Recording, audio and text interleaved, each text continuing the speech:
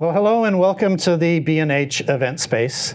I'm glad you all made it here on a nice rainy, drizzly day in New York City. It was tough to get in on the bus this morning. It was an hour and a half late getting in, so it's kind of, I know some of you may have had a struggle to get in here.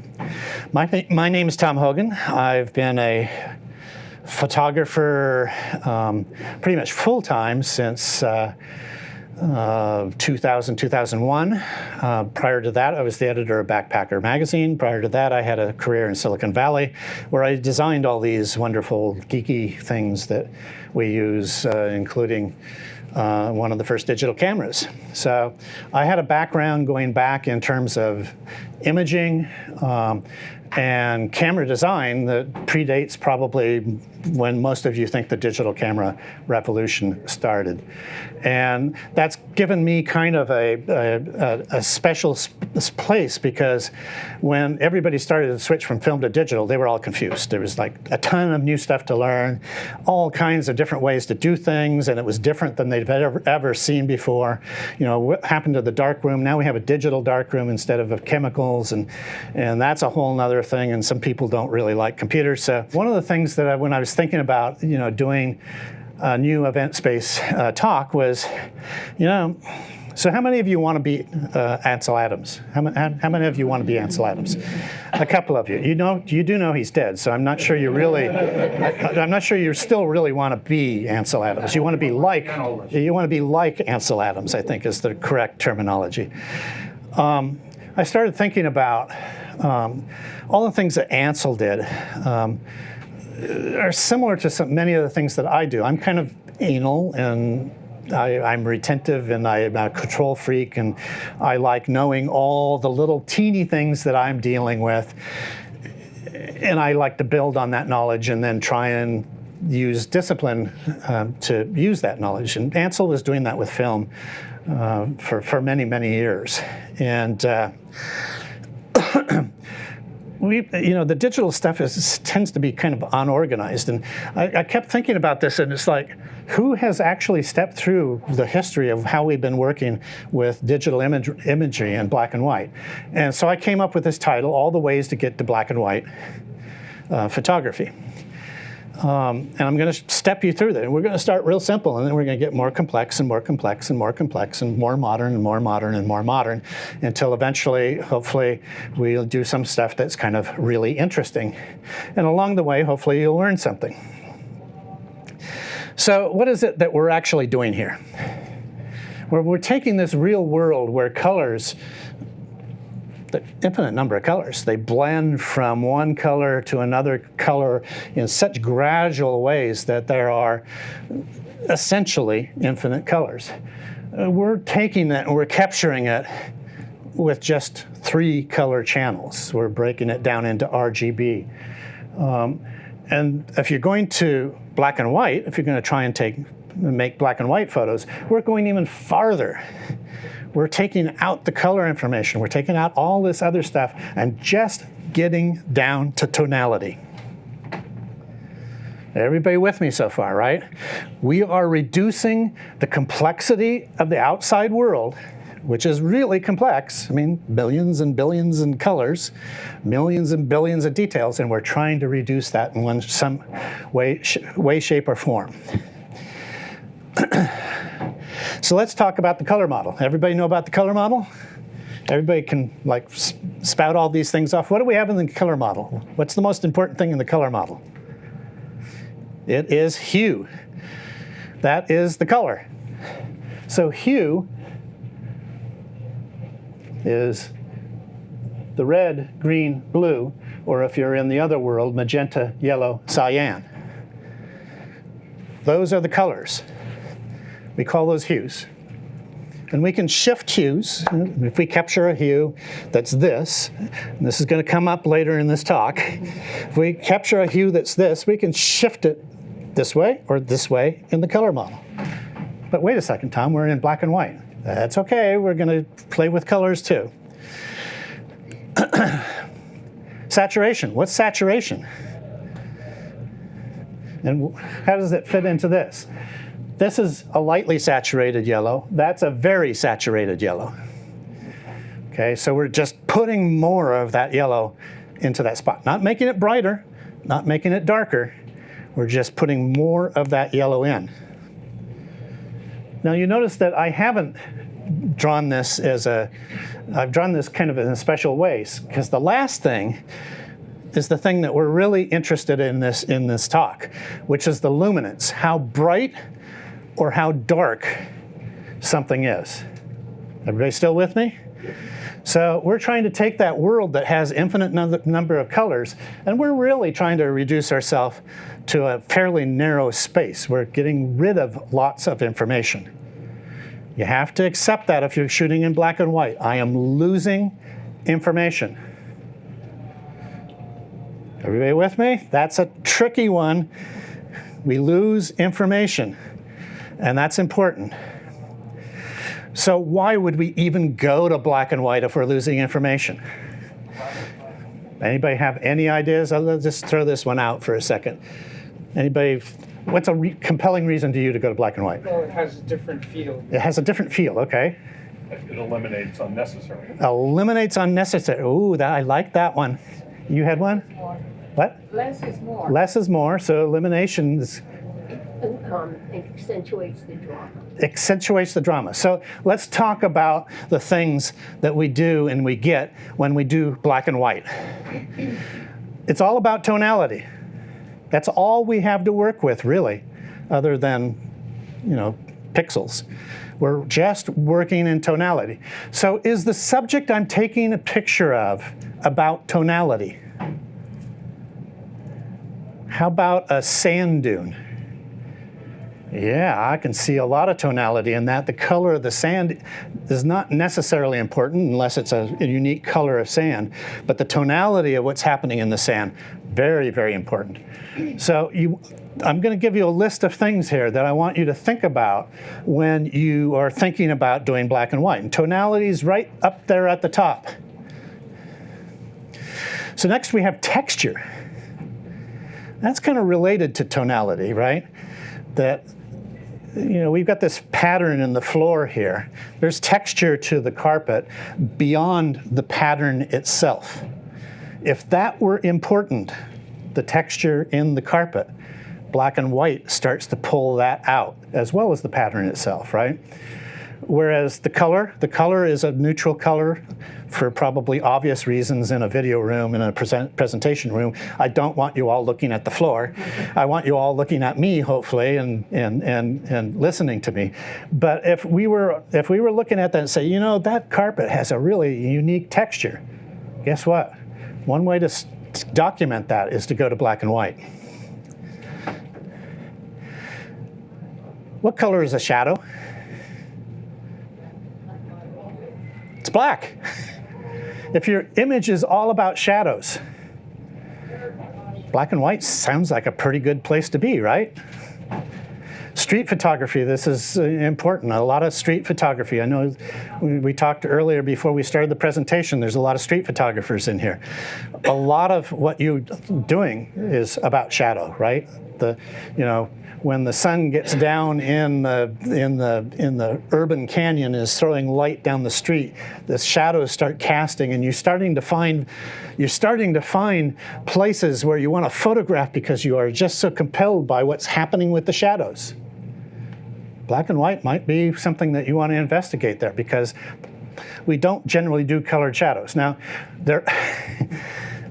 every time somebody says we don't do, or you shouldn't do, or you only do this, that's the way to become a great photographer that's known for something that nobody else is known for. Go out, you want your own niche? Shoot colored shadows. Become the colored shadows photographer. I guarantee you there's nobody out there doing it. However, we're talking about going to black and white, so you can leave now if you want to do colored shadows. Because of the simplification, and I heard simplification a couple times, because of the simplification that happens, lines and shapes start to reveal themselves more. They're not masked by other things like colors. You especially see this in red rock country in southern Utah. Red rocks everywhere. Everything's red, and it's different shade of red there, it's different shade of red there, it's different shade of red there. Well, that's tonality. And it's rock, it's got texture. And oh, by the way, it sticks up like out of the sky in this dramatic fashion. That's a line or shape. I'm thinking I want to shoot black and white in that situation. Maybe I shoot it in color too. And maybe that I make a living out of making color photographs of landscapes. But in that particular location, I haven't even got to all my list of things here yet, and 3 of them are hitting when I'm in red rock country. It's like, maybe I want to be in black and white. Detail sort of goes with the texture, but again, we're simplifying, we're getting rid of the colors that might mask detail, and we're just talking about the detail itself. Go a little faster here through the rest of them. Simplification, we've already heard that one. Surreal. We don't see in black and white. Well, we do at night. And then sometimes it's sort of surreal when just part of our eyes are, we can almost see photons as like things are moving out in the dark. There's a wolf over there behind that tree. I just know it because there's like pixels moving. Surreal. It's different. It's different than real. Black and white is different than real. So if you want to be the Salvador Dali, or you want to go into more surreal kinds of things, black and white may be a place that can be helpful for that, because it's different.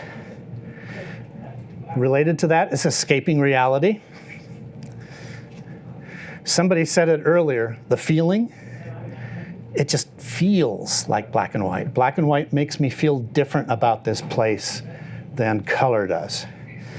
I think that was really true of Ansel Adams. If you've ever studied any of his work, he has a book about Ansel Adams in color, and you look at those photographs and they're not terribly remarkable. And then you look at his black and white work in the same place and it's remarkable. But his black and white work is remarkable. Somehow he got the feeling of black and white. He was feeling black and white. Somehow. I don't know how that works in the brain. Some people can get that, some people can't.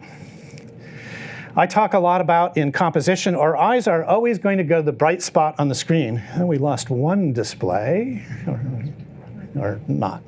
No, we're all back. Okay. Our eyes are always going to go to the bright spot in an image. So we've got an image over here. Where does your eye go? Trying to go to the woman.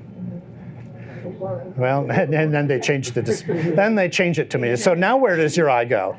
Well, it goes to that circle, right? Because that is the bright spot. Think about it. Go next time you see a photograph, just sit there, take it in, and say, where's my eye really going? And are you having to take in the bright spots? Yes, you are. Absolutely. We're all driven by that. Black and white's perfect. White is a bright spot. So if you're into bright spots and you want to use that, that's where you go. If we want to convey night, black and white's good for conveying night because we lose our color vision at night, right? So I said before, black and white can be surreal, but it can also be more realistic too. At night, it's more real. If you use it during the day, it's more surreal. And the last thing is that we can use black and white because of the simplification to mask things. And here we're going to take those last two things. I'll tell you a little story. My mom is an artist and paints, sculpts, does jewelry, does pretty much anything that's associated with art. She's a very, very good artist. I bought her an iPad, the big iPad with the pencil. It couldn't have been more than 5 minutes and she's drawing out artwork on her iPad that's like incredible. And she said, oh, now I can finally figure out how this one thing that's in my mind works. And that was this picture here. It's an acrylic. And it's a night encounter. Anybody see the two animals? There are two skunks. There's one here, and there's one here. They are masked, right? Because of the simplicity and the way the tonalities work, it's a little hidden payoff in the art that you don't see when you first look at it. It's like, okay, so some trees, and so, whoa, wait a second, what's that? Little bonus payoff.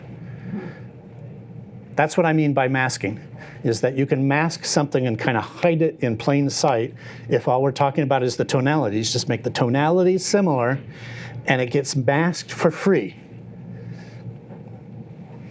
You don't see a lot of people playing that game in black and white. So we had somebody who worked in black and white who is like way more famous than I'm ever going to be or I ever care to be, and that was Ansel Adams, and he came up with this. He came up with the zone system because he was trying to come to grips with the tonality of what he was working with, capturing it correctly in the field, processing it correctly in the darkroom, and printing it correctly at the end of the process, and trying to keep something that's black, capture it as black, process it as black, print it as black. Something that's white, capture it as white, process it as white, print it as white. And so he came up with this zone system, and it's well worth knowing. At the bottom end, we have 0. Zone 0 is black. Zone 1 is near black. Notice the zone 2 is the first time we get to anything that seems to indicate that there's detail. Textured black. Black is black. There's nothing there. It's black. Near black, still not really much there, but it's not pure black. It isn't until we get to textured black that we actually get to tonalities that we start to register details in, for the most part. Now, I'm oversimplifying a system, and there's people that would argue with me about that. But I do want you to pay some attention to it, because it does. You need to think about this when you're processing your images. Do I have black in my image? Do I have white in my image? What do I have in tonalities between? I don't care if you use Ansel Adams' zone system or a system you come up with yourself, but you have to figure out where these tonalities live and why they live where they live. And that's what he did for us. Average dark is in zones 3 and 4, middle gray is in zone 5. Caucasian skin, which I hope mine is 6. Light skin, which, we have any light skin people here?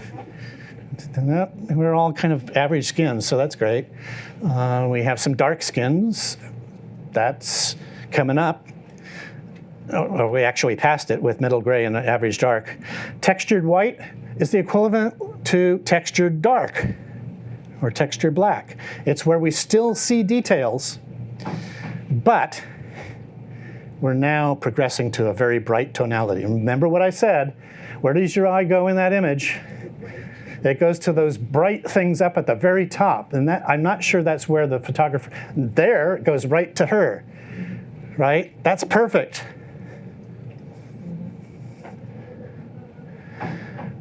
And just like we have near black, we have near white, and then we have white.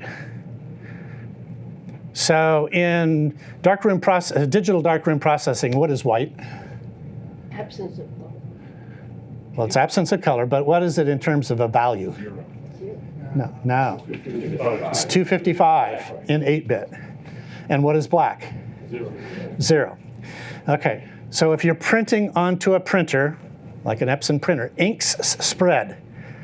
So if you make true black 0, you're going to get a big blob of black ink where you have those zeros. Most really fine art, black and white photographers, you're going to find that their definition is not 255 and 0. Their definition is maybe 245 and 20. Depends on what papers they're using, what printers they're using. Depends on a lot of different variables. But they've thought about where all these things fall in the final product. That we don't have a blob of black. We don't have zone 0 blobs all over the place. We have some zone 0s that just register as black where we want black and no further out. So you have to think about that when you think about the zone system and come up with your own way of doing things. Okay, so let's start to get into some hands-on stuff. Back in 2003, I published this article, which was all the ways to get to digital black and white back in 2003, of which there weren't very many. Desaturate, lab color deletion, channel mixer, using the channel mixer to get to black and white, and using hue saturation layers. That was pretty much it very early on. So I'm going to be using Photoshop in this, but it doesn't really matter whether you use Photoshop or not. You can do many of these same things with a slightly different control somewhere in Capture One or Lightroom or many other products. Some of the layering stuff you can't do in some of the products, but I just wanted to go through this to show you where we've been and what we can do now, right? So we're going to step through a little bit of history and we're going to do some hands-on here.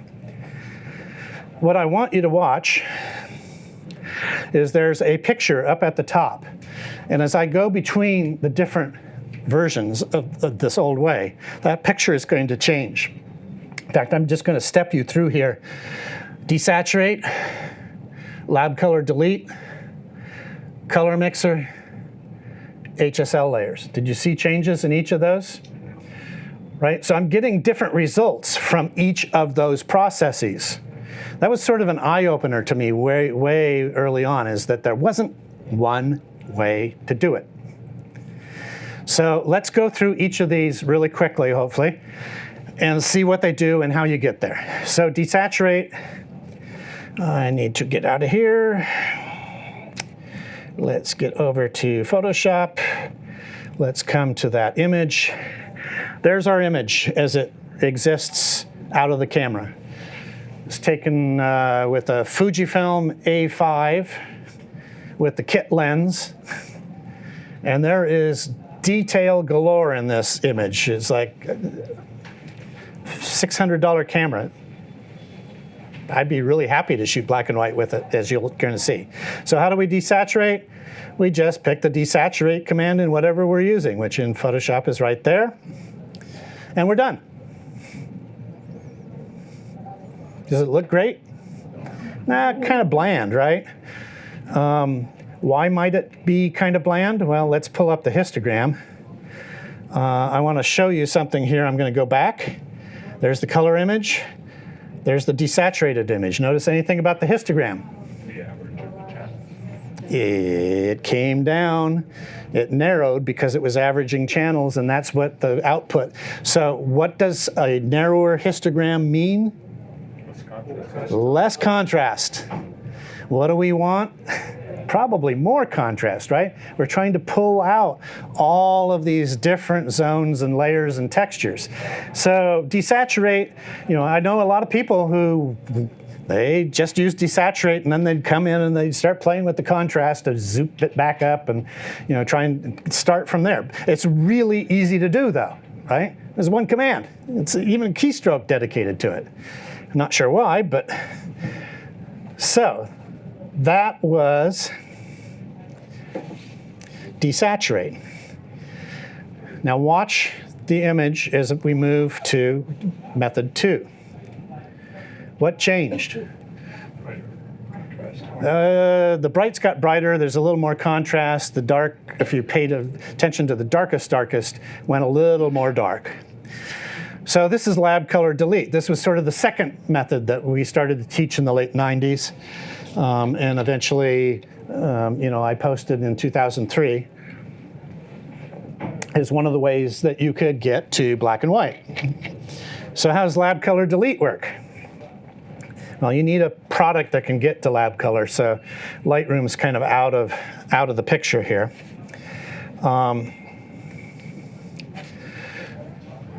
Everybody know where lab color is here? It's a mode. It's right there.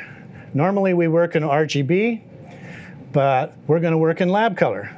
And when we go to lab color, I'm going to close down my histograms here, and I'm going to open up my layers.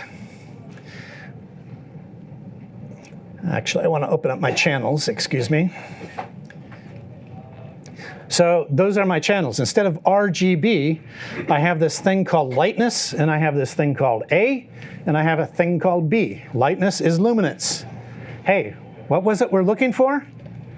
We're looking for luminance, right? This is why we all headed here. It's like, hey, if we move to lab color, luminance is a channel all by itself. Maybe we can just go grab that luminance channel and deal with that luminance channel. All we have to do is get rid of A, which is one of the colors, one of the color ranges, and B, which is the alternative there. So you come in here and you go, let's see.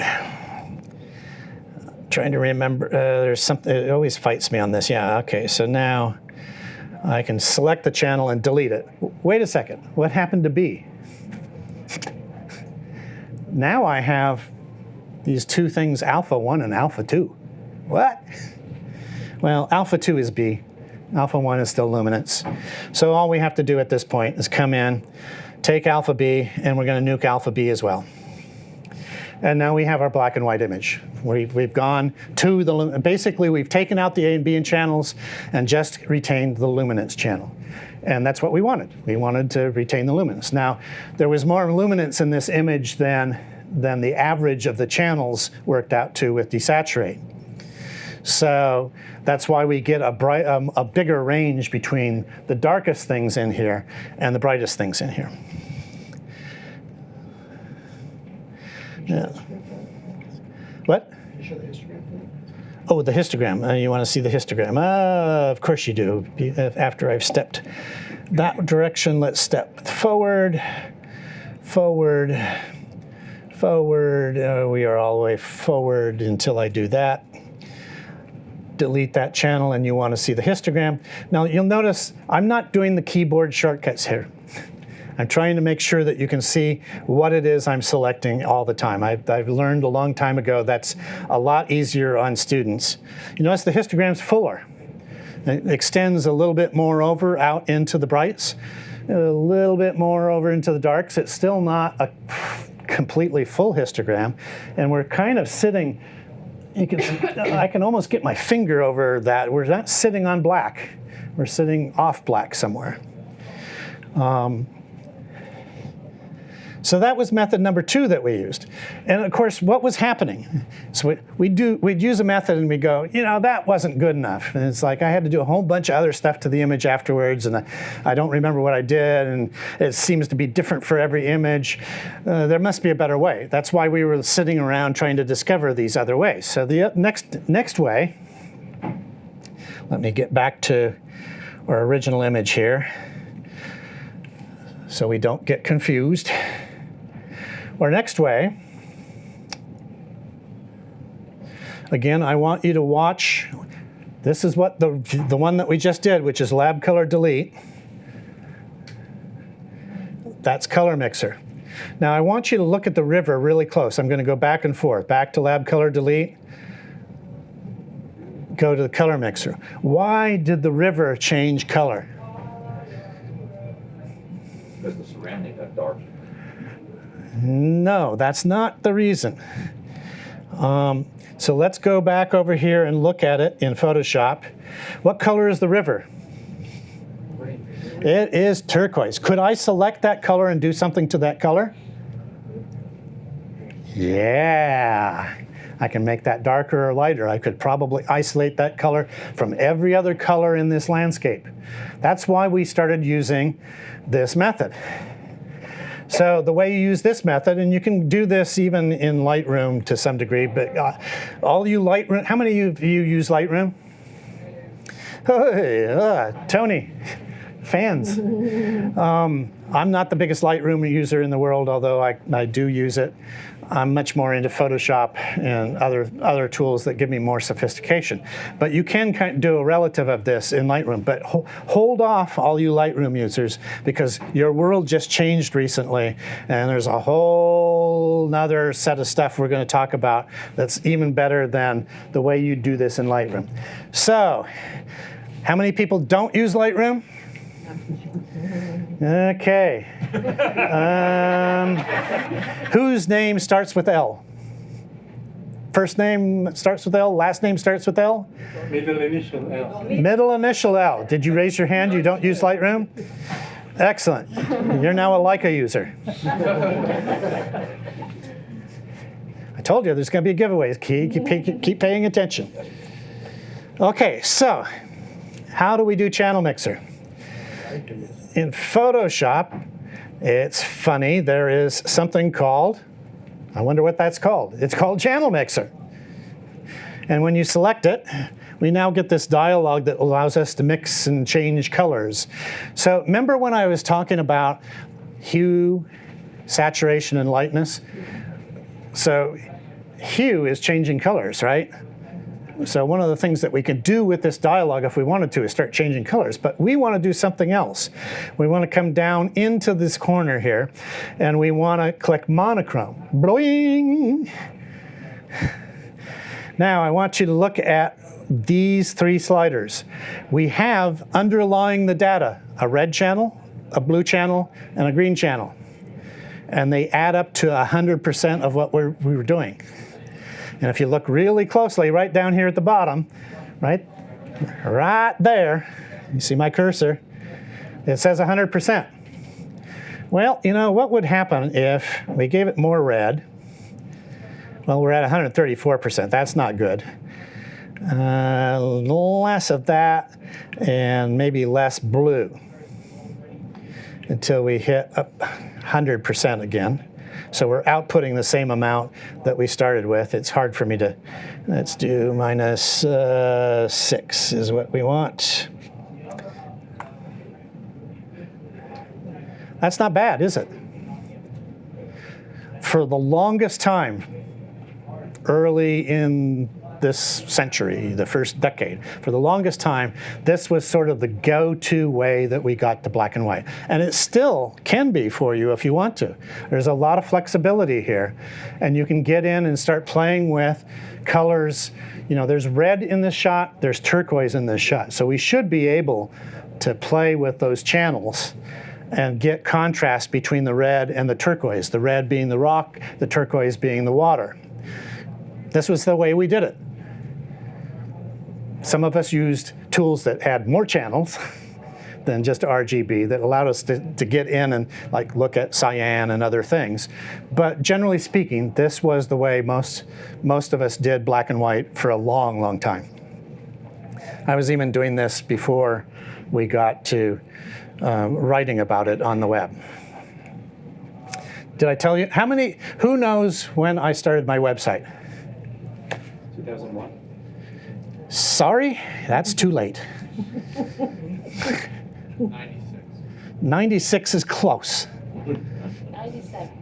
97 is when I started the website. It actually first started publishing regularly in 98. 1994 was when I first started doing Nikon support on the web through a news group. So who said that? You said that.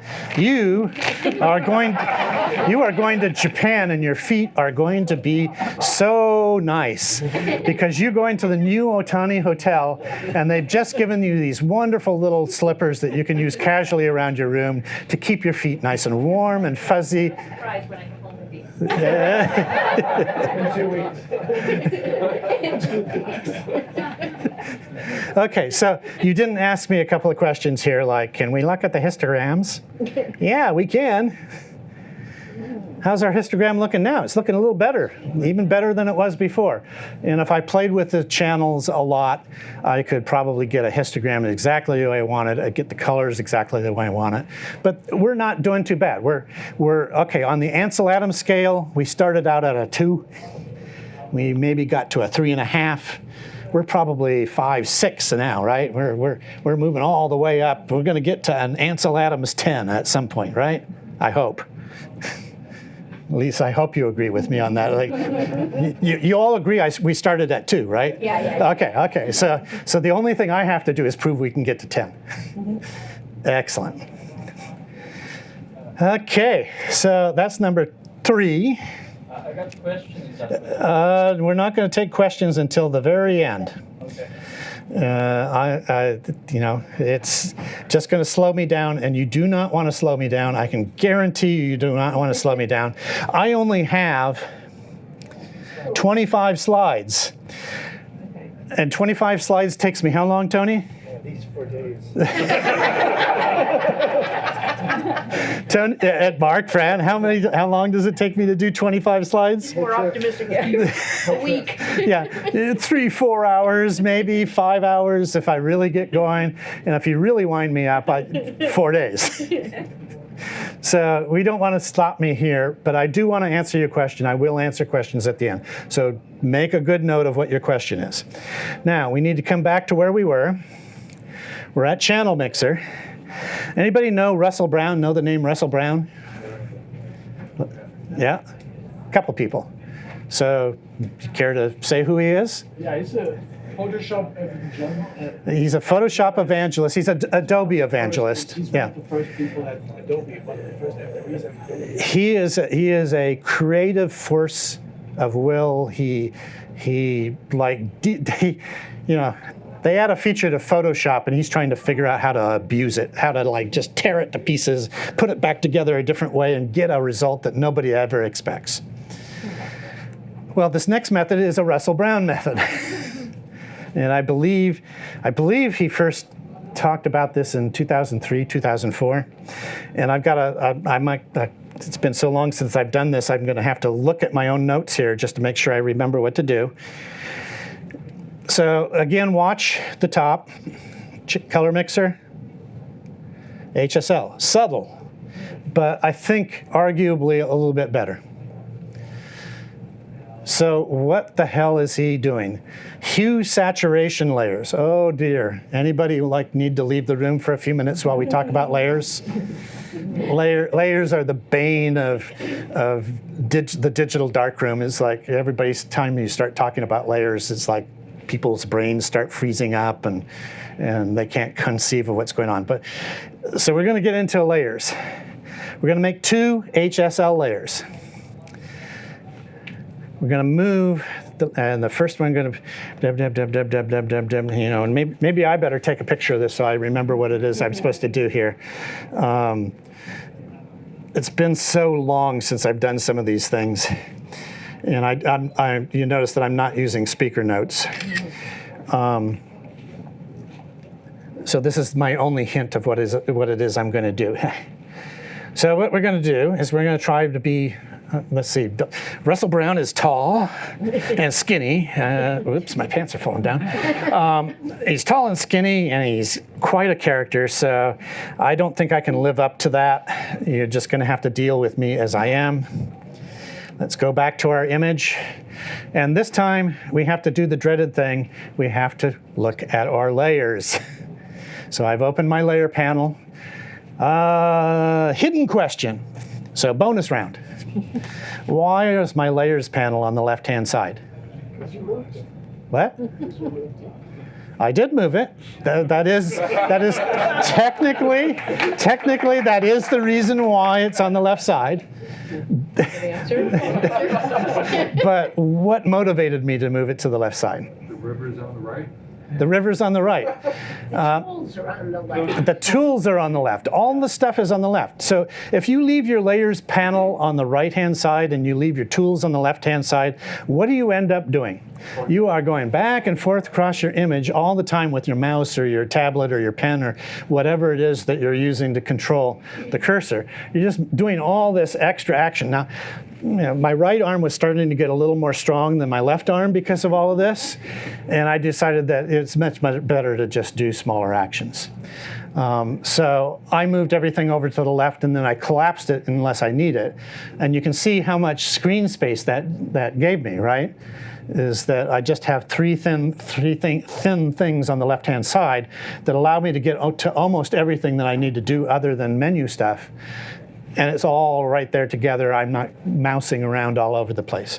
It also, when I first did this, my desk was so messy that if I tried to move my mouse all the way over to the right side to get to the layers panel, I knocked something off on the floor. And then when I try and come back to the tools, I knock something off on the floor the other way. So there are reasons to do that.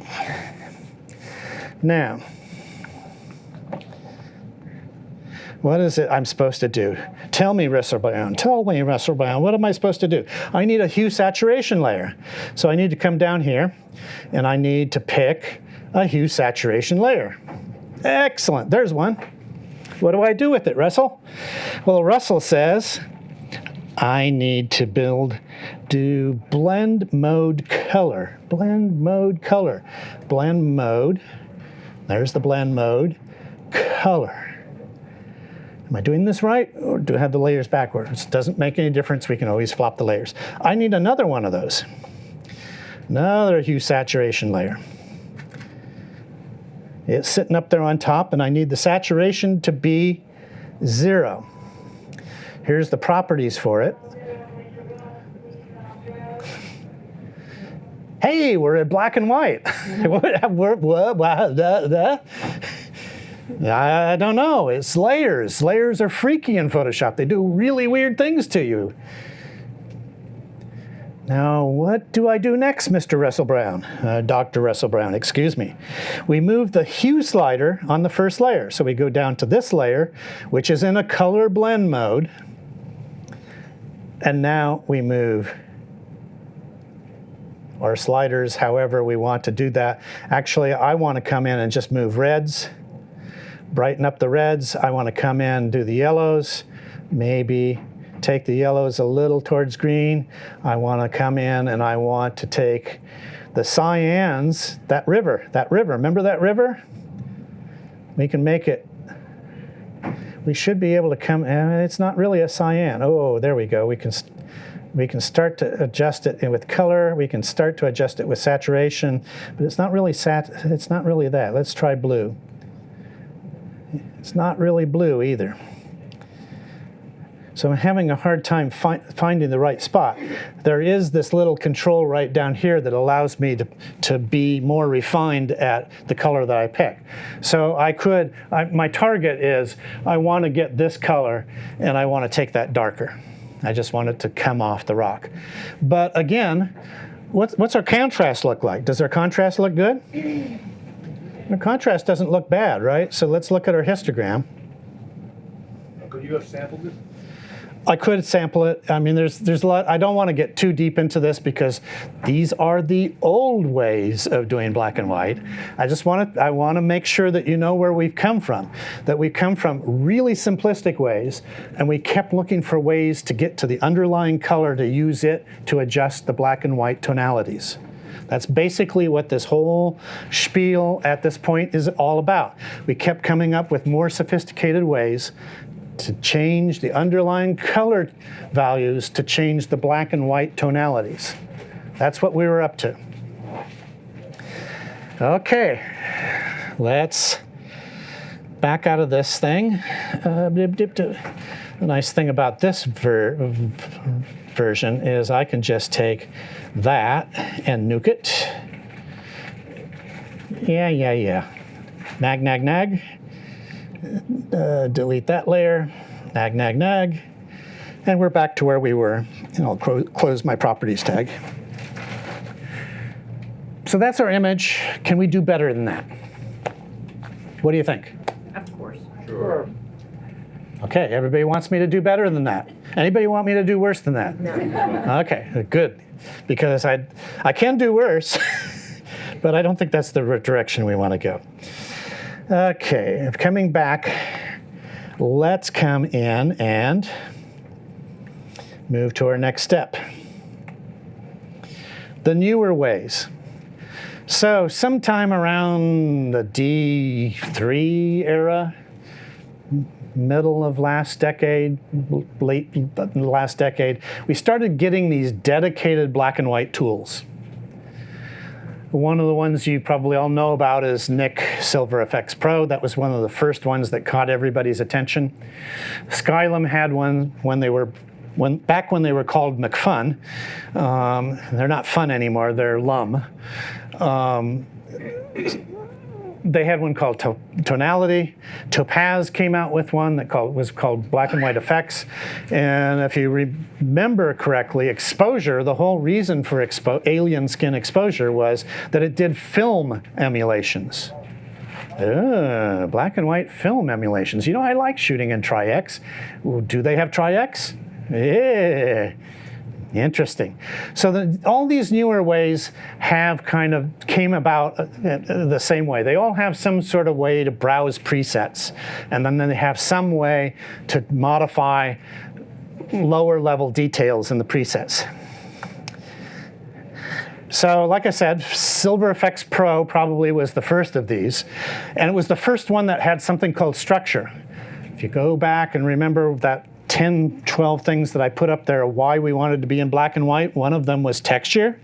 Another one was detail. And structure is right there allowing you to control texture and detail. It's a tool that allows you to crank that up or take that down. Excellent. We want one of those. It also had control points. So I could actually pick the river or something else and say, just apply this change to one area. Oh, I'm not having to do the entire image in one big fell swoop like I used to. That's kind of nice. It was very easy to layer. So you could have your original stuff that you had worked on down in your layers, and you just say, Silver Effects Pro it, please. Select that one, and now I've got a black and white layer sitting on top of all the work that I've already done. So I could already be doing some things to the image and then convert to black and white. So that was great. Another nice thing about it, currently it's still free. A bad thing about it, currently it doesn't work with Photoshop CC 2018, as you will probably see. If you're interested in the Silver Effects Pro, you can get it at Nick Collection, N-I-K, collection.dxo.com. That's where it lives today. It's supposed to be updated in June next month, so that it can work with Photoshop 2018 and the latest stuff from Adobe. And I'm going to actually go and drop in here. And let's see what it does to our image, right? That should be interesting. Here's our image. Where does Silver Effects Pro live? Tony? Filters, excellent. Shh. Don't help him out. Make him have to.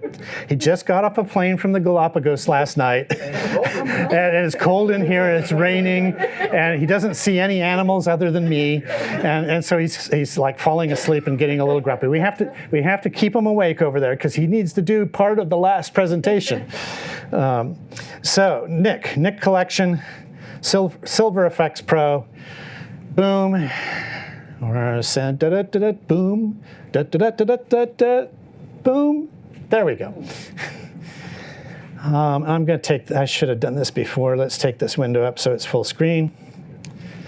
Like I said, almost all of these newer ways. Notice I haven't said newest. All these newer ways have a browser that allows you to pick something. Can anybody see on the left side, is there something that looks better than what we've got already?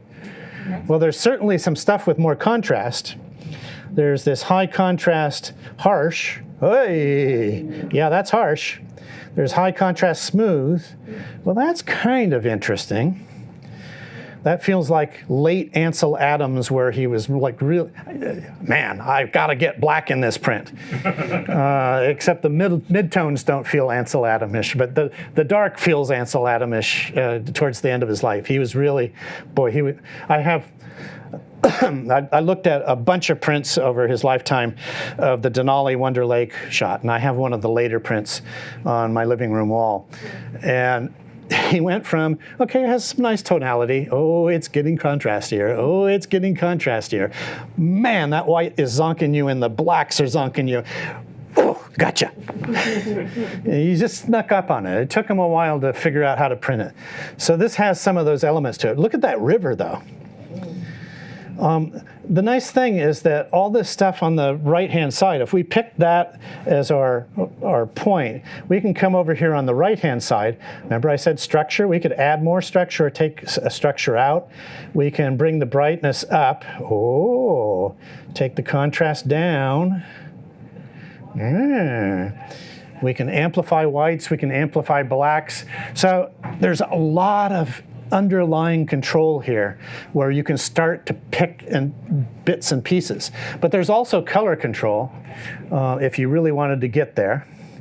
I'm not going to go into that because we'll get to that a little later with some of the other products. You can protect shadows, you can protect highlights, you can bring shadows up. I can take shadows, highlights down. Are we getting closer? Now, I'm not saying this is the best way to do this image in Nik Silver Efex Pro. I'm just demonstrating that there's so many tools here that we have so much control over all the different things that we can do within the product. That's not bad. That's a pretty contrasty little thing. Now, if you're using Photoshop 2018 and you click OK, oh, you're going to, oh, you dirty rat. Yeah, crash. It tried. Oh, it tried. Yeah, hopefully they fix that. They fix that in the June. Now, if you're using an older version of Photoshop and an older version of Lightroom, you won't have that problem at all. And this is still a really good product, and it's free. That's the reason why I mention it. So you can still do all this stuff. Didn't recover both my images. That's interesting.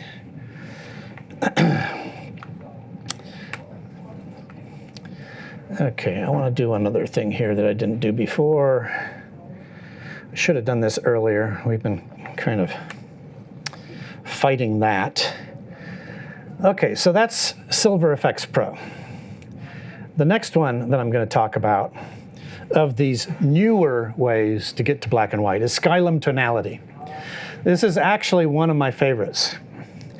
Another thing that a lot of these newer ways have is, besides having a preset, they have categories of presets, right? So you notice that there's portrait, street photography, you know, you street guys are right there. Outdoor, that sounds pretty good.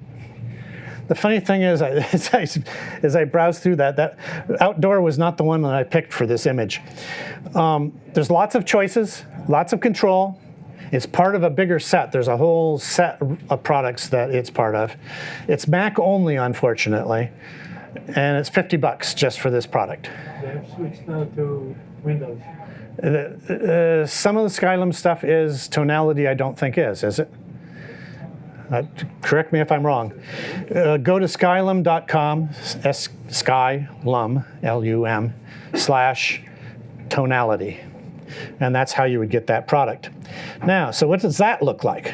And we're going to do something interesting here, except I lost my other image, so we're going to have to get that back at some point. So, Tony. I never used this one. Where did the last one live? Filters. Filters, excellent. I'm trying to keep him awake. I need him awake in about 2.5 hours. So I've got to keep him awake somehow. So tonality lives there. And we'll start that up.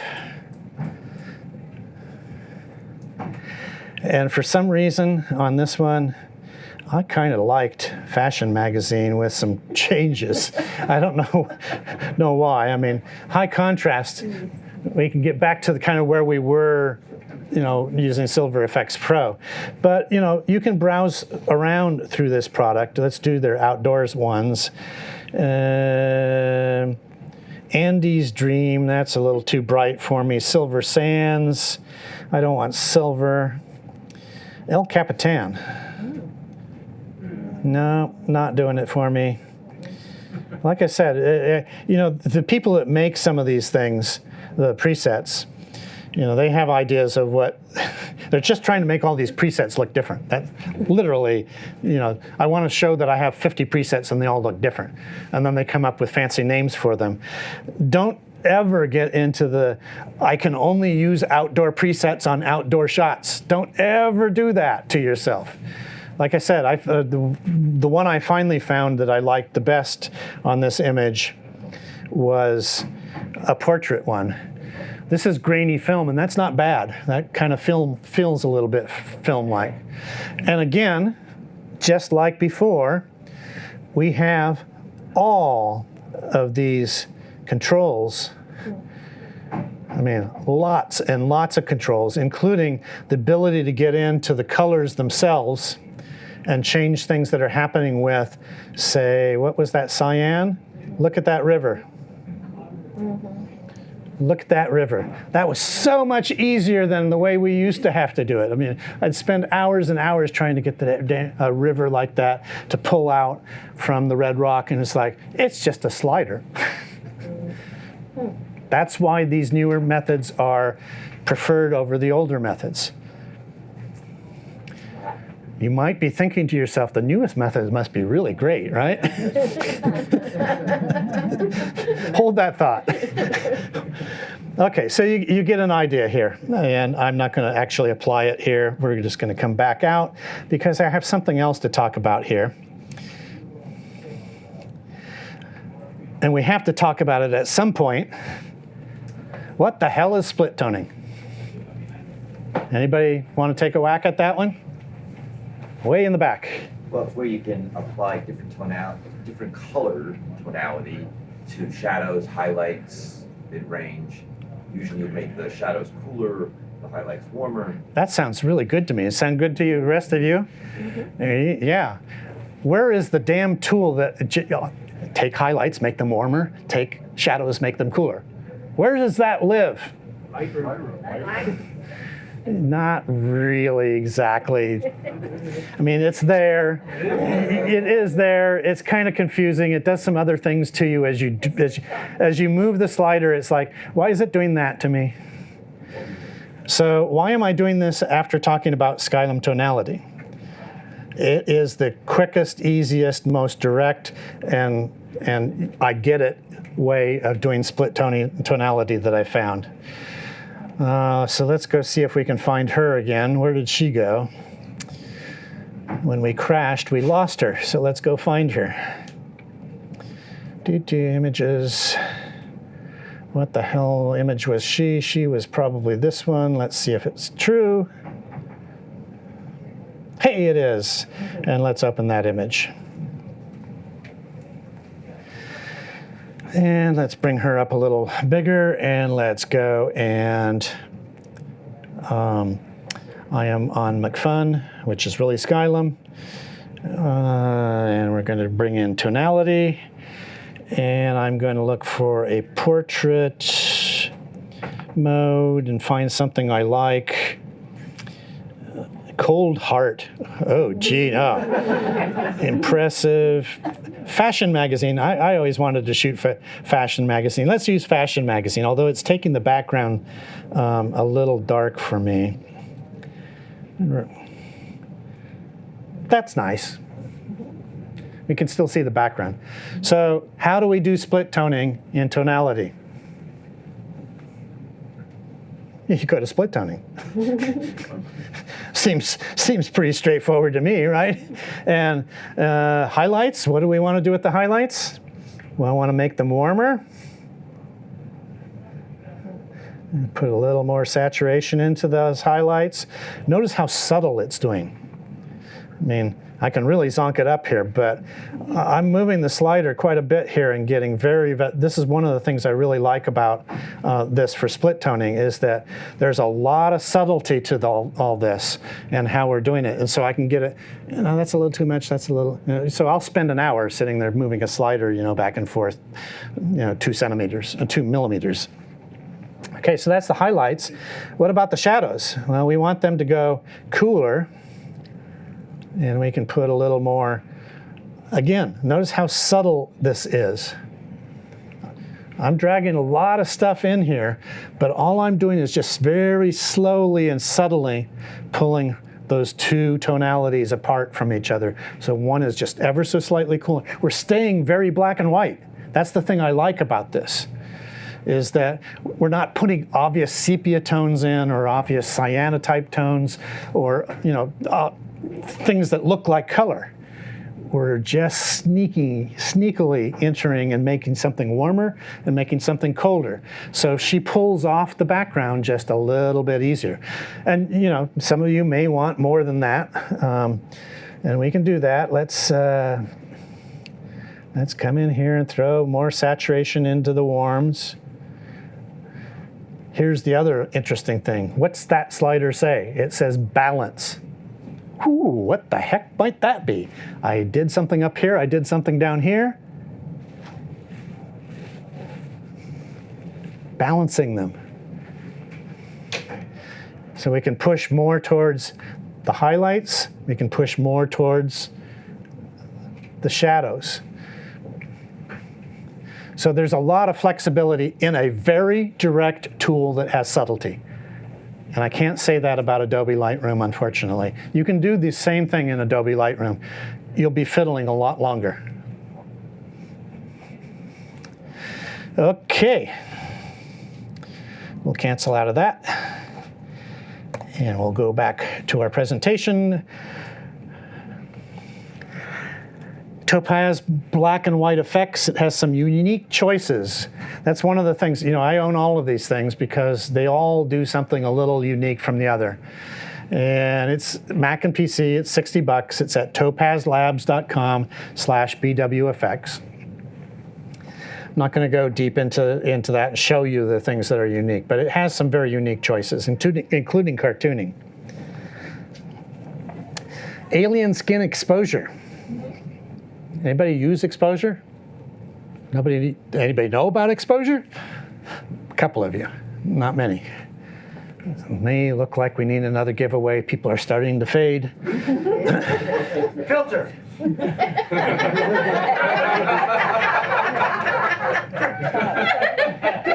This will get you a 15% discount on Photo Mechanic. He uses Photo Mechanic. Exposure started out as film emulations and then eventually grew into a complete raw converter, editor kind of product. So it now has lots of stuff to it that it didn't have before. Before it was mostly just choosing some presets.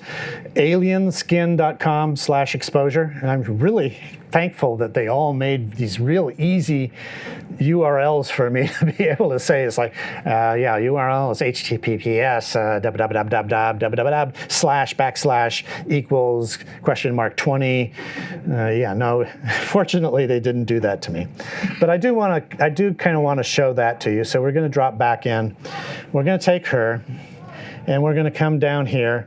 Now, exposure is a complete product all by itself. It can run standalone all by itself, like many of these products. It's a full-fledged. I could have converted this image in exposure rather than in Photoshop. But you can also run it as a plugin. So look at all this. Anybody here shoot with Agfa films? Anybody here shoot with Fuji films? Anybody here shoot with Ilford films? A lot of Ilford. Anybody here shoot with Kodak films? A bunch of people there. What else we got? Well, we got a ton of these films. So this is Fujifilm Acros, which is their current black and white film. And if we come in one-to-one, she disappears. And we look really, really carefully. Look at her hair and her face. It feels like there's grain in her face, like we would see with film, that there's texture that is not her face per se. It's something to do with the capture method. But look at her hair. It's perfectly still fine. They've done a magnificent job in all of their emulations. It's one of the reasons why I like them. And again, you can come back in and change a lot of these parameters if you don't like the parameters they've selected. But their emulations are about as good as anybody's emulations I've seen of film.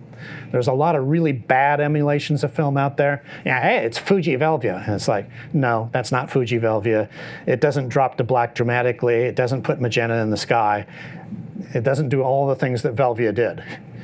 These guys get it. These guys really looked at the films and looked at the properties that the films imparted to subjects, and they tried to put that into their product.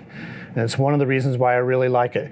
Every now and then you get asked by a client or something that, here's a magazine picture taken in 1980. We really like it to look like that. It's like, holy crap, what did they shoot that in? And it's like, that looks like Kodak something. Well, I'll bring it in here and see if I can match that. Sure enough. Excellent. So that's the reason why I think it's a product that you can't ignore, even though it's a rather expensive product. If you're really into this black and white stuff and you're like fighting against other black and white photographers, they know how to make their stuff look like Tri-X and like Neopan and all these other stuff. Do you? Because if you don't, you're going to be struggling against somebody who really knows what they're doing. Okay, moving on. Oh, so let's convert a Nikon user. All Nikon users raise their hand.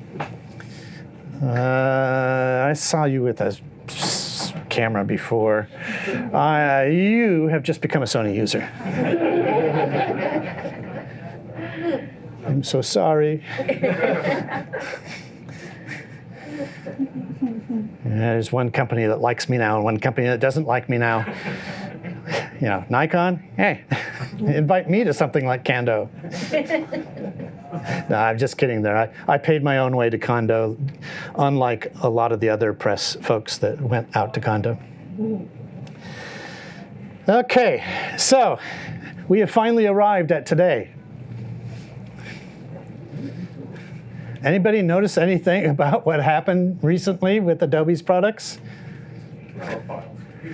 Profiles. Oh my God, what's a profile? What's a preset? Preset is visible on the UI. A preset is... You can see the sliders on the UI. A preset, you can see the sliders on the UI. No, a preset is what you slid the sliders to and then saved. Right. A profile is coming up. That's your starting place. Right. A preset is you ended up at an ending place and you like that ending place, so you saved it, and now you can come back to that ending place with any of your other images.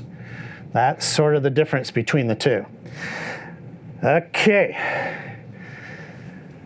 This affects both Lightroom and ACR. They both have the same thing in them now. All Adobe products have converted over to this at this point.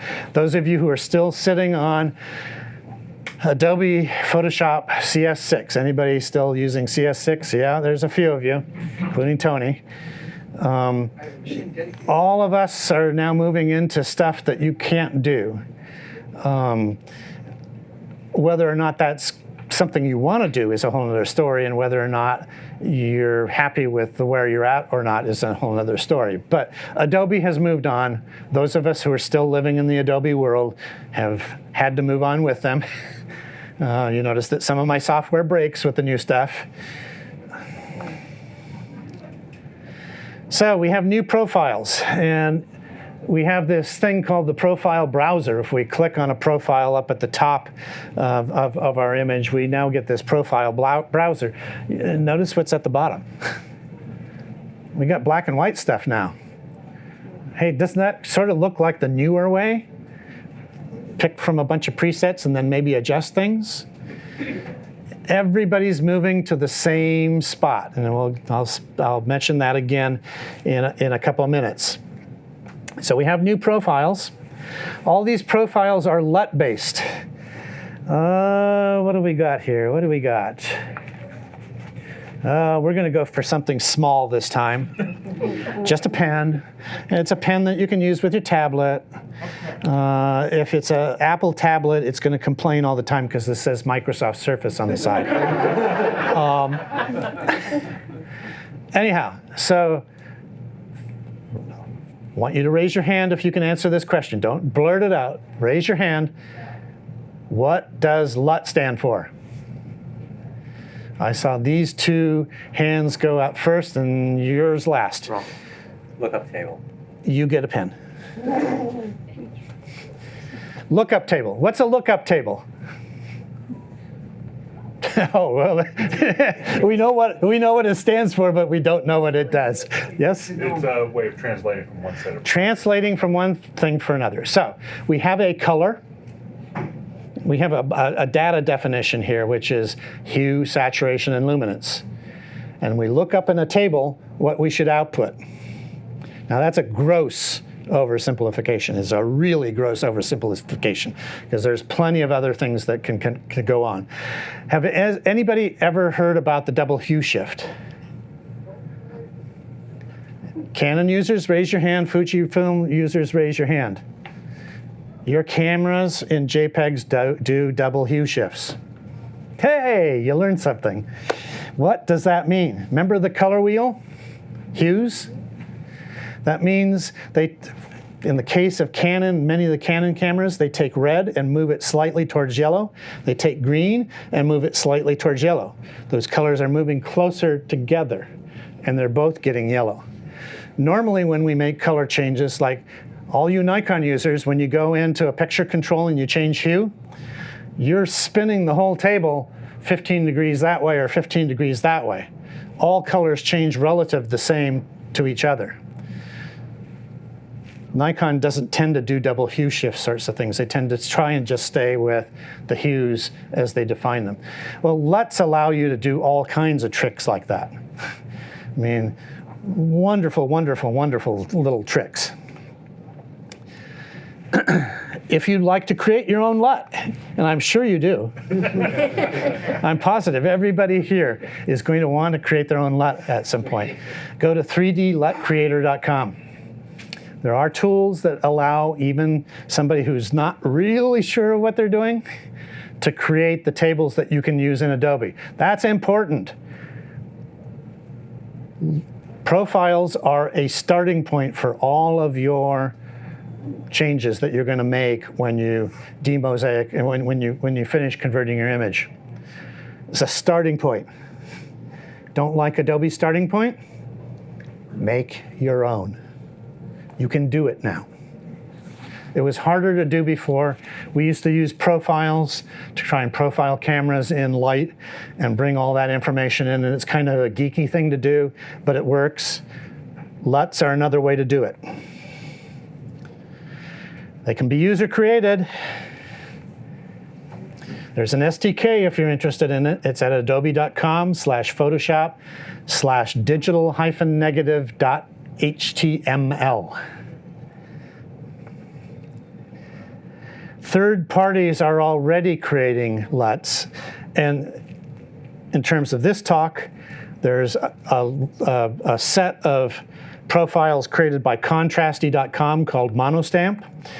And Matt Kozlowski has already created some profiles. So at mattk.com/profiles, he's got black and white profiles as well that you can load in. And that adds to all this stuff that you have to choose from over here.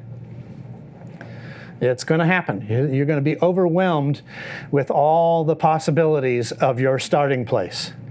It would be nice if we were overwhelmed with the fact that Nikon and Canon and Fujifilm and Sony and all the other camera companies actually gave us accurate LUTs that they created with these tools that you could use, but they have all these people that they employ that have expertise. They could do it far faster than we could. But it's going to happen. You're going to see it on DP Review and other places. People are going to start, hey, I just did an A7 III LUT, or I just did a D850 LUT. Guess what? Got a new starting place. Do we like that? Yeah, a lot of people thinking about that for a minute. Do we like that? Choice is good. Choice is good. Absolutely. I agree with that. Okay, so we haven't quite got here yet. Let's look at what that looks like in Photoshop. So I am going to close her and not save her. And I am going to open her back up. And I believe she's this image here. I'm not going to wait for... So there we are in Adobe. You notice that I have touched this image before. I've made some changes to it, right? But the stuff that we're talking about here, the profiles, they all live right up here. Says it right there at the top, profile, Adobe Color. And then there's this little 4 boxes. Click that, you're browsing profiles. Okay, so we can come down to the black and white profiles, and guess what? They're live. Now I've made some other changes in here which are affecting some of these black and white ones, but we can come in and pick any of these as our starting points. Generally speaking, I'd say before you don't do what I just did, which is already have an image that you've already worked on. Profiles work best when you're starting from scratch, not when you've already made a bunch of adjustments. I'm not going to do it here because I need to use this image again for other talks. But I would say zero out everything and then choose your profile, the profile that works. But we have lots of choices right out of the box. Adobe gave us plenty of choice.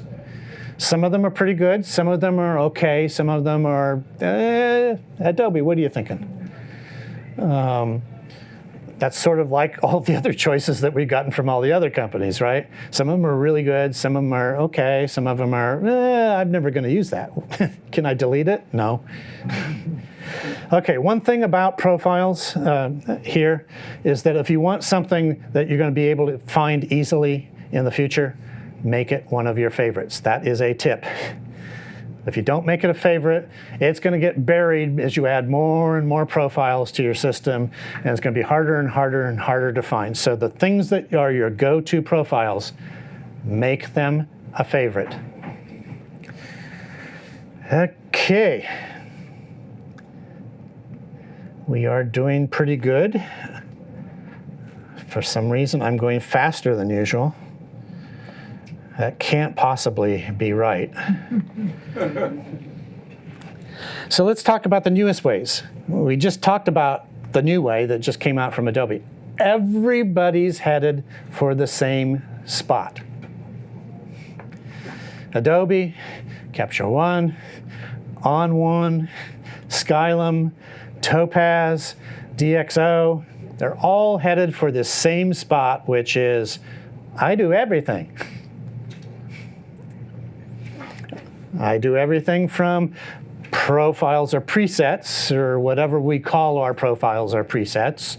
So it's a pick and choose thing. I bring up my image in product A, B, C, D, E, or E, and I pick and choose from the thing that looks best as a starting place, and now I make adjustments to it. And they all are going to that same spot. So how do you make a choice between all those products? Anybody? What? Play with it. Play with it. That's a good way to start. Is that at least gives you some information, right? You know, to some degree, it's the same thing as with cameras and lenses, right? What really resonates with you? I mean, some people like the terminology used by one product better than another product. Some people like, you know, certain kinds of sliders and certain kinds of tools. Others like other kinds of tools. Now, I happen to like the Skyrim Luminar stuff because it does have a very simple layering system to it that most people can understand their layering. Photoshop's layering confuses a lot of people. Skyrim's layering is the opposite. It's almost too simple for some of us. So we're going to get a bunch of stuff that like all starts to gravitate towards this middle. I don't know who's going to win that. It does mean, I mean, how many people have you complained when Adobe went to CC? Come on, fess up. How many of you thought that was, oh my God, I didn't want them to do that? A lot of you, right? Well, it does mean you're going to have the choice to be able to pick other tools that are equivalent to what Adobe's putting out. And we're getting closer and closer to true equivalence. So be careful what you wish for. You're going to get a lot of that. But they all do the same thing that I just demonstrated in Adobe, which is we start from a base point that we pick. Maybe we add presets that we created to our base point.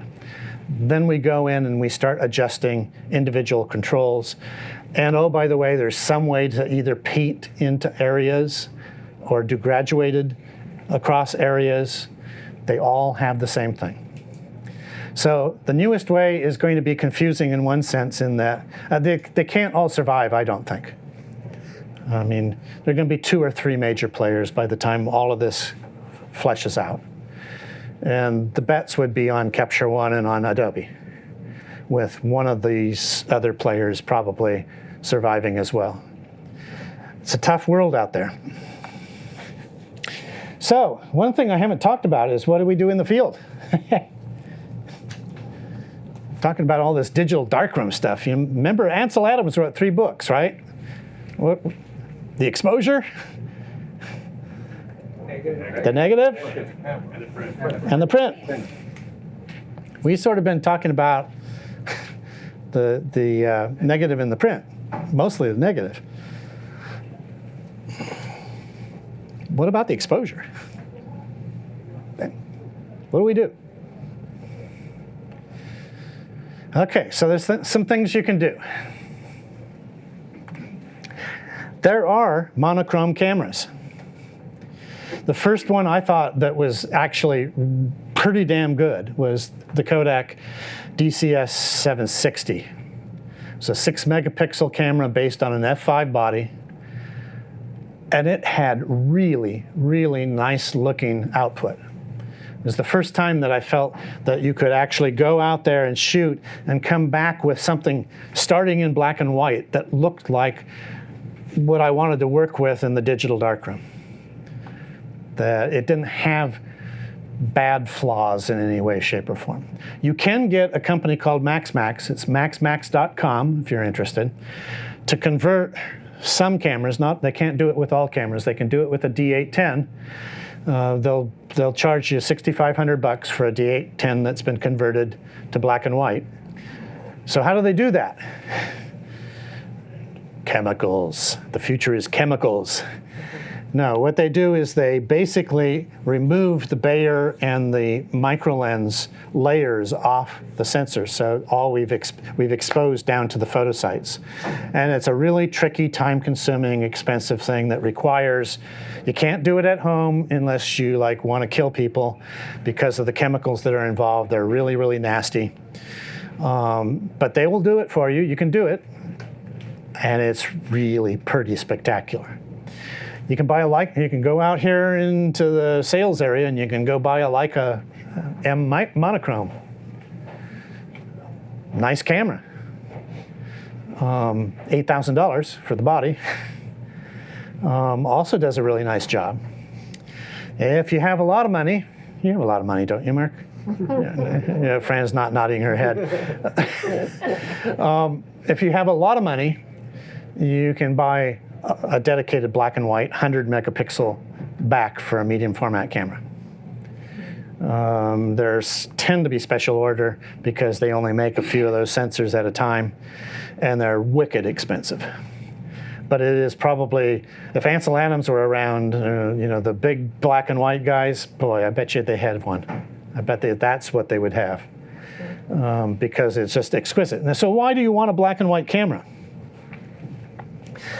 That top image, I have taken a Bayer sensor and just shown you the green pixels. The bottom, I have taken it and I have sliced off the Bayer layer to show you all the pixels. Notice anything? Or luminance data comes mostly from the green pixels. We fill in a little extra more data by interpreting the red and the blue pixels as if they were luminance and try and figure out what the luminance value actually should be there, but it's not accurate. You don't get that resolution. So the very first reason why you shoot in monochrome is resolution. You get more resolution, probably at least 50%. Some people think it's more. Given the same 24 megapixel sensor, some people think it's more than 50%, but I'd say it's about 50% more resolution. You get more photons. We took all that filter off. There's no filter. It's not going through a color filter to get a color. And guess what? You have a base ISO of 600 or 800 or something like that. That's both a plus and a minus. If you're a landscape photographer trying to take a picture of a waterfall, you used to need an 8-stop neutral density filter, and now you need a 16-stop neutral density filter. Yeah, you know, that's a minus. The plus is that if you're doing street photography, oh my God, you have clean ISO 800, generally speaking, off monochrome cameras. I mean, clean. The kind of cleanliness that we all expect at the base ISO of our cameras. So there is a reason to do monochrome cameras, but we generally don't. My suggestion is you just shoot with your camera. You've all got cameras, right? Just shoot with what you've got. However, make a change to your camera settings when you're shooting something that you think is going to be done in black and white down the stream. So if you're a Canon shooter, you're going to go to picture style and you're going to choose monochrome. If you're a Fujifilm, you're going to go to film simulation and you're going to choose monochrome acros. If you're a Nikon shooter, you're going to go to set picture control and you're going to choose monochrome, and you may choose some other options in monochrome, color filtration. If you are a Sony shooter, you're going to go to pick creative style and pick black and white. All these cameras can shoot JPEG black and whites.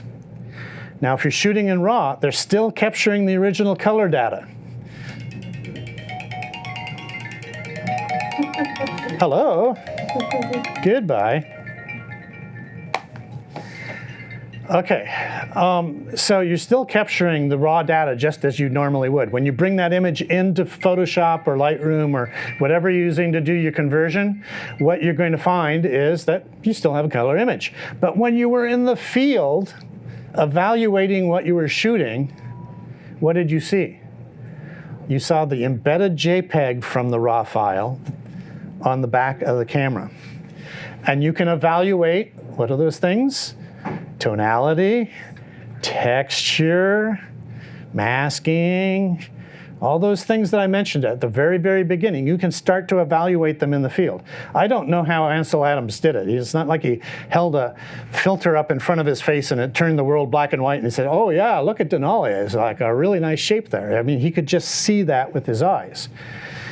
But I'll tell you, if you're going to work in black and white, if you think you want to work in black and white at all, just set your camera. You're not capturing JPEGs, you're still shooting RAW. You haven't lost any data, you haven't lost the ability to use that image as a color image, but you are able to pull that image up on the back of the camera and see the tonalities. And that's important because we're simplifying, right? We need to know how much we simplified and whether we simplified the right way. And that's the only way that you're going to be able to do that. Either shoot with a black and white camera in the first place, or shoot black and white embedded JPEGs so that you can evaluate the black and white. Okay, before we get to this, I'm going to dip in a little bit more. You're not going to believe where that picture came from. I showed it to Fran this morning. She's like, what? That's the original that produced that? I mean, look at all this texture and detail that's in it. I mean, and we're on a crude projection system that's going through a bunch of conversion here.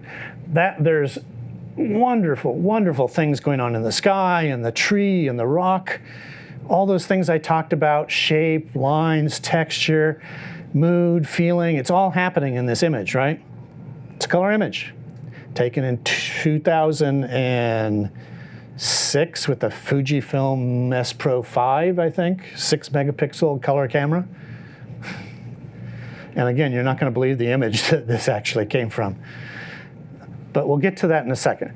I did want to touch on a couple of things here. Okay, so you're using one of the newer tools, or the newest tools, to do your black and white. I hope I've convinced you of at least that much. Not to do it simple, crude ways, but to use one of the better tools that we now have available to us. But there's three things that I wanted to kind of touch on. One is HDR, one is saving as DNG. I'm not going to really get into that because Adobe changed something. I'm still trying to work out one twist to it, but I'll publish that when I do. And the other is burning and dodging. There's a lot of burning and dodging on this image. All the same stuff that we did in the darkroom. It's like, I'm not doing it with my hands anymore. Well, I am doing it with my hands because I'm doing it with my finger moving back and forth across the trackpad or running a mouse. So let's exit out of here. Let's come over to Photoshop. Hello, Photoshop. You gonna be nice to me today, Photoshop? I hope so. Tony's learned that every time I talk to Photoshop, Photoshop does better. It's like, oh, Photoshop, I love you so much. Can you do a nice content to wear fill for me today? And magically, it does the right content of wear fill, but only if I talk to Photoshop. So I'm going to do a little talking to Photoshop here today, and hopefully it's listening to me. So, anybody recognize that photograph? That is the photograph. 6 megapixels, underexposed. Yeah, don't throw away your images. In fact, Fran said this morning at breakfast was I think I'm throwing away too many images. Yeah, it's amazing sometimes what you can pull out of stuff. So what do you think is going to happen when you open this? I'm not even sure if it, oh, yep, no, we're going to start right from scratch. So what am I going to do? Based upon everything I've said so far. Go to profiles. Go into profiles. Yeah, that's one way. Shall we try it? Yes, sure. What do we think is going to happen?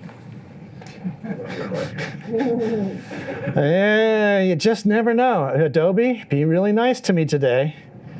That's starting to pull out some detail, not as much as I need. You notice how every one of these is changing what I have to work with.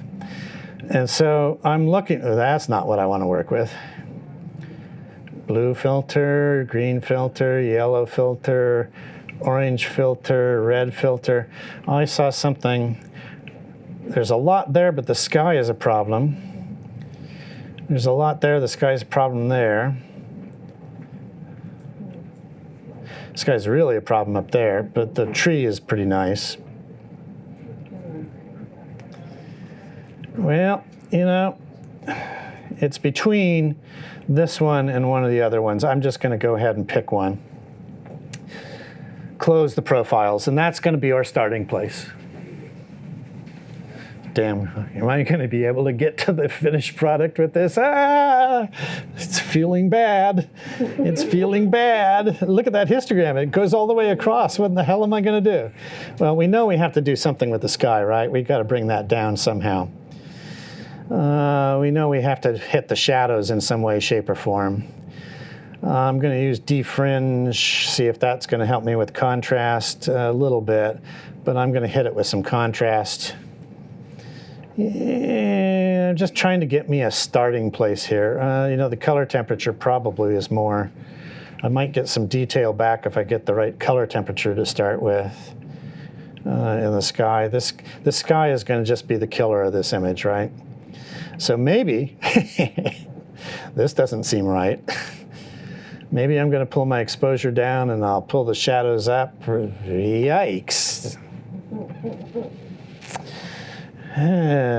Maybe, okay. Tonal curve. Tony. Tonal curve. Tonal curve. I knew Tony was going to say that. Tony loves tonal curve. He loves coming in. Okay, Tony, come on. When the number is at 100 and you can't do it, right. then you should have started with tonal curve. Okay. Did you hear that? Did everybody hear what Tony just said? If you got a slider to 100 and you're committing slider side, then you probably should have started with tonal curve instead of the slider. Okay. Do you know that this is different than, there we go. Yes, they keep changing things. It's different than Lightroom. That is true. You want to bring the right side of the highlights to the left. You want to bring the left side shadows to the right. So the simple way is simply to start with a number, and I'll do 50 because we want a bunch. I'm bringing the two right sides, the highlights and the lights, down, and I'm bringing. Don't go too far on me. Well, I start someplace Yeah, with yeah, a no, number. If right. that's too far, then I change the number. I'll use 30, or I'll use 20, or I'll pick somewhere in there. But I wanted to show a big difference in the contrast. So the question for all of you, I mean, we haven't gotten very far yet, right? We're just barely dipping it. Did anybody think we'd even get this far? Yeah, this is the tricky part about black and white. We're simplifying. So, sometimes simplifying helps us with the data set that's underlying there. It may look underexposed, but I'm going to simplify and I want to take some stuff to black and I want to just leave it there in black. So I'm not too bad. I've got to figure out a way to get all the stuff that's not black up off of black. But this is one of the ways. What I did was I went back into the front page and I zeroed it out. So I literally started tonal curve. Right. And get here and then play with the sliders and say what else. Now take me to half of that. Half that. Give me half of that on both ends. Because I'm going to do some other stuff, and I think we may have gone too far with tonal curves. But the important tip to remember, what Tony said is entirely true.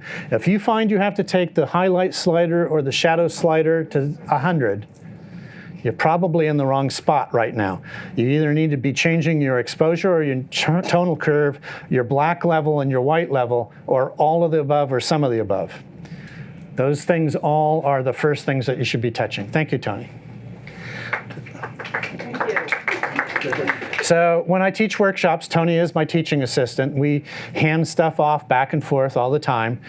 Tony is better at Lightroom than I am, and I'm better at Photoshop than he is. So it's a nice complement between the two of us in terms of how we teach. Okay, so that's a reasonable starting point. We probably should, I'm going to zero out the sharpening just for the heck of it here. I can't remember how this camera acts, but here's another tip about Adobe. The color noise reduction on almost all the modern cameras, the camera you buy today, a D850, Sony A7 III, Canon 5D Mark IV, on almost all the modern cameras, that color noise is set too high as a default. It's set at 20 or something like that, usually 25. Cut it in half. Just start with that, just see. And I'm talking about base ISO. I mean, obviously, if you get up to high ISO levels, you're going to have to bring the color slider up. But for base ISO, almost always I find I can pull that slider down. And it's important because any noise reduction does what? Starts to blur and anti-alias data and resolution. So we don't want to take any detail out, and especially in an image like this, right? We don't want to take detail out of this. We want to put detail in. Okay, I wonder if I even have a profile. No, there's no profile correction for something that old. I still might come in here and play with a little bit of clarity and a little bit of contrast here. Now that we've got a better starting point, I might juice myself a little bit. Again, the nice thing, and if I do this as a smart object, which I'm not going to do right now, if I did this as a smart object, none of these decisions that we've just made are destructive, right? We can go back and revisit them later. I'm not going to do that because smart objects confuse too many people, and then we get into other questions away from what we're really talking about. Okay, so there's our image. It sort of looks like desaturate. Damn, I picked the wrong tool again. What am I going to do? I'm going to actually come up here and, hey, where'd some of my filters go? What happened? I used an Adobe profile that's black and white, and guess what it did? Over here in mode, it got us out of RGB. It put us in grayscale. So if you want those filters back, you gotta convert back into RGB. Even though we're not doing R and we're not doing G and we're not doing B, I want my filters. And I'm just gonna come down in here and I'll pick tonality just for the hell of it. just see what it does. I might come back to a different filter. I'm just curious to see what, so I'm now sort of in play mode. I have sort of a base. Holy moly, that was better. You know, I think we might be onto something here. We can find something that's going to give us a better starting point. Not liking what's happening in the sky there. I might have to do something different with the sky. But, you know, I'm going to back out of that. This is the way that I'm operating in black and white, is I've kind of got a base. I've started with that base. I'm kind of, the base needs some work. Now I have to start pulling up tools and see what tool is going to give me what I want. Now I'm going to pull up a very interesting tool. It's one of my favorites. Intensify. It's again a Skyrim plugin. Can you believe what just happened? What? That was underexposed. There was no detail back there whatsoever. Where did the hell did that come from? It just suddenly, magically appeared. I guess I should temper my language. Where the heck did it come from? I mean, we're getting all kinds of detail in here. Wow. Well, that's interesting. And I said that you can do interesting, simple layers. So I'm going to create another layer. I liked what it did there. And I can come back and pick and say, just do that much of that. Strong details. What is strong? Hey! Now, did you believe those pixels were actually there? But look at that sky. Look what's happening in the sky. Okay, I'm over-exaggerating just a little bit here. Is that better than where we were? Did anybody think we were going to get to even that in a few clicks? It's a lot better. It's not perfect. It's not the way that I eventually did the image, but we're moving the right direction, and we're moving there pretty rapidly. How many clicks have I done, Tony? 6, 7? Not very many. This is why the newer and newest tools that we have available to us get us so dramatically forward in the digital darkroom than we were before. Anybody notice the sensor dust up here? I'm just going to go ahead and apply that. Now I'm going to do another thing you've probably never seen anybody do because it only happened recently in Adobe. I'm going to pick a selection tool. There's a nice selection tool right there. The quick selection tool.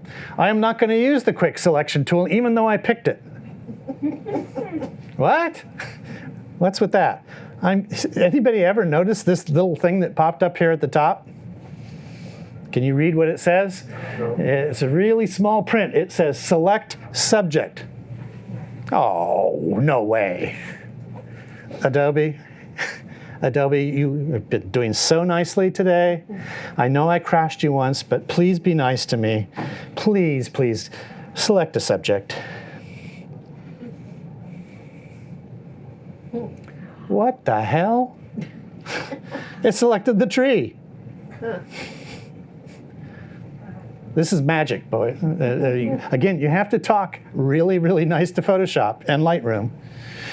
You have to talk really nice, but it's given me a fairly good selection to start with. You know, faster than I could have drawn it around.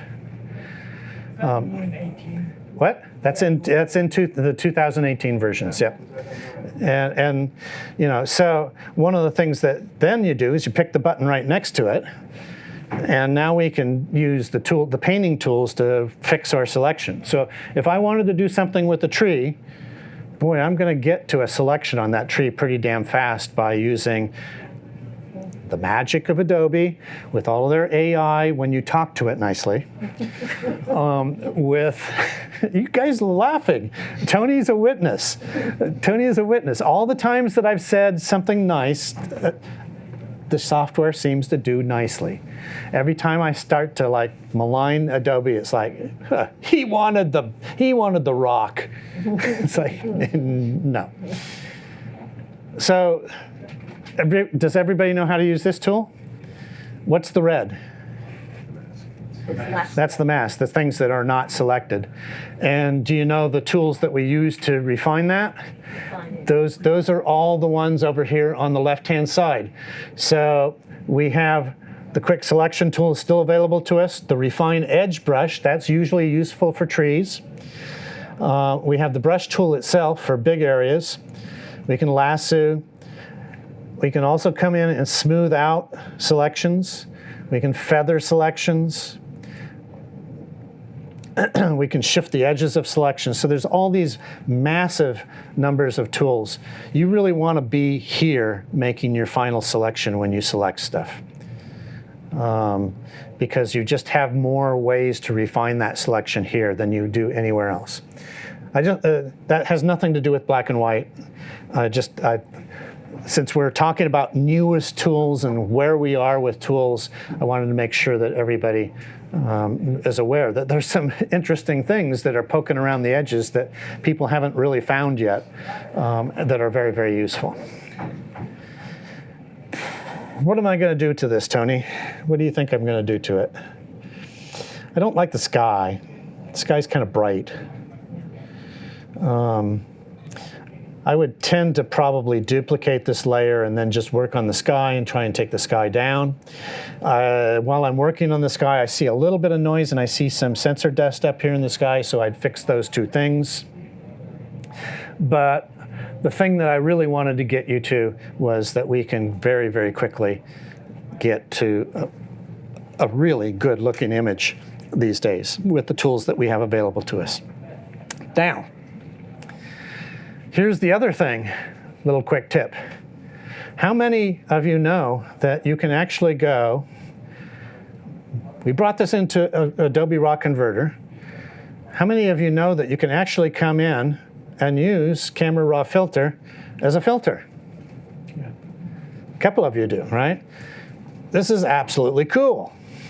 So I want a vignette, post-crop vignette. That's better, right? Simple enough to do at this stage. I want to take that sky down. There are lots of different ways I could do it, but I'm just going to pick a brush and I'm going to pick a number way, way too high on the sky here. Pick a fairly broad brush. And let's just come in here. Now, if I had a selection, a really good selection, I don't want to waste the, everybody who demonstrates, starts to try and make selections on the fly that are complex like this, and it's just not something you can do in a demonstration very easily, very quickly. But I'm probably going to come in. Now that looks like too much, right? Well, of course it's too much. I selected way too much so I could see what I was doing. And I'm getting color from here. That's where I'm getting color from. I don't want that color.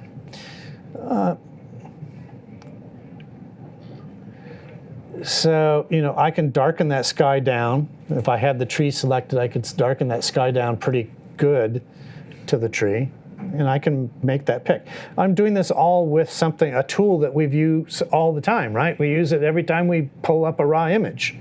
And I'm using it at the end of a process as a filter. The other thing that I do, so I talked about burning and dodging. So one of the things that I do with burning and dodging is that I will get me a new brush. So let's do a burn. Let's make this whole area on this tree trunk. Don't we want to bring that shape out? So again, I'll come up too high. And I'll just start coming into the brighter spots and I'll just start touching them. Exactly the same way as I burn and dodge. I'm just trying to find, and I'm trying to exaggerate lines that take me to the right spots, and that also, that's too wide, that also take my eye to the right spots, and that's too much. Well, that's because I started with a really high value so I could see where I was painting, and now I can just pull my burning and dodging down to the level that I really want it. And I do the same with the blacks. I would create a new brush. I'm going to take the exposure down there, take it way down, get a slightly smaller brush. There's some black there, there's some black there. Now that's too wide for the brush, maybe around that corner. This back side here, some there. There's a line, black dark line there, there's a dark line there, there's a dark line there, there's a dark line there, there's a dark line there. You see what I'm doing? I'm hitting all these lines that draw and lead your eyes various different ways around the image. And I'm doing too much of it, again, intentionally, and I'll just pull that back. So you can see the difference that it's starting to make in terms of shaping the tonalities. So anytime you're working with black and white, you are going to get out your magic hands, which is really just a filter, and you're going to do some burning and dodging. You're going to do it. You're going to think exactly the same way that you used to think in the darkroom. You know, I bring out some white to bleed the eyes in different ways, and I want to use some dark to frame things and take areas down so the eye doesn't get past certain points, and you're just bringing those things back and forth. So once you've got to a good tree that you really like, you've made it look exactly the way you want to, the last step is always burning and dodging to bring out those last little bits. And you need a smaller brush than I'm using here, and you need more dexterity than I'm using here, and you need more subtlety than I'm using here. I'm trying to make sure that you see exactly what I'm doing. Make sense? Okay, I don't want to go any farther with this one, so I'm just going to cancel that out. And we're going to get rid of this image. There's one other thing that is often useful in black and white, and we're going to try that too. See if we can make this work. So this is part of a 132 shot set. It's a panorama, 4 rows of stitching, 4 exposures deep, and God knows how many exposures wide. I'm just going to take 2 images out of those 132 images, because if I picked all 132 images, sometime next week, we'd be able to see them for the first time, and sometime the week after, we might be able to see the first change that I applied to them, even on a fast machine. But I just want to show you something. So I have a couple of exposures here. This exposure looks like it's exposed for the top. This is Devil's Arch. This exposure looks like it's exposed for the shadows, right? I talked about HDR. HDR applies in black and white. What are we talking about? Tonalities. HDR is all about tonalities, right? So don't be afraid to sit there and try HDR techniques. So I'm going to open those 2 images, and I'm going to get this exposed and looking the way I want it for the top. And I'm just going to come in and pick at random something that looks pretty good for the top. Oh, I like that darker sky, so I'm just going to pick that for the top. So all I'm looking at here as I'm working on this image is this stuff up here and this stuff down here, all the bright stuff. And maybe take a little out of the highlights there, maybe throw a little bit of contrast in, maybe pull the exposure up just a teeny bit, throw in a little clarity. Those were all kind of subtle things you might not even seen happen there. Let's throw in some like that, take out the color, noise reduction, and I bet you I do have a profile. No, I don't have a profile. Okay, wonder what I was shooting with. 17 to 50. So that's a DX camera at 50 millimeters. So I'm doing the landscape with a 50 millimeter lens, 132 images worth. And of course, trying to shoot it fast enough so that the light's not changing on me and the shadow's not moving on me. That turned out to be more of a challenge than I thought it was going to be. I'm looking up here. I don't really have whites, so I don't want to push them too far, and I'm not quite down to black. I don't want to push that too far either. But I'm going to broaden out the histogram here. What do you think I'm going to do with that? Well, I'm going to match it with this image over here, right? And what am I going to expose that image for? The shadows. So we're going to come down into our black and white choices and see if there's, there's a lot of red in there and yellow. I'm just going to pick that filter just for the heck of it. I'm not sure if that's the right one to use or not. So now I'm just looking at all this stuff, right? It could use a little more exposure. It could use getting down so it has real black in it. Shadows could come up just a little bit. I don't think I need to touch the highlights. I'm going to throw a little clarity in there. Let's sharpen it up. Let's take the color noise reduction out. And so again, I'm only, in this case, rendering for this area here. So now I'm going to take those two images and I'm going to open those images. So we have a starting place. I'm going to take this image, select all, copy it. There are other ways to do this, but I'm going to paste it into that image. What do you think happens next? We have two layers. Mask. Heck, why not just try a mask? I mean, not even worry about HDR. I'm going to do a crude mask. That's revealing, white reveals, black conceals, right? Got a black brush. Got a big black brush. I'm not too worried about my line at the moment. I just want to see how this is matching up. Because when you do it this way, you do very much want to use a smart object, and you very much do want to be able to do non-destructive, because you might want to come back in and make changes to your original render. And again, it's really hard with a touchpad to get really precise. This is why so many of us use Wacom tablets. So I'm going to come back out and see if I can refine that just a little bit.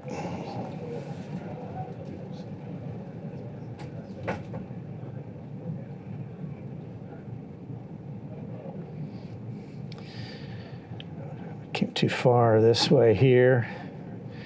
Oh my Lord, that's looking pretty damn good. For not really doing a good selection and not doing anything else. Those two images just came together pretty quickly and pretty fast. If I were spending time to do the right kinds of selections and other stuff, I could do so much more with this image.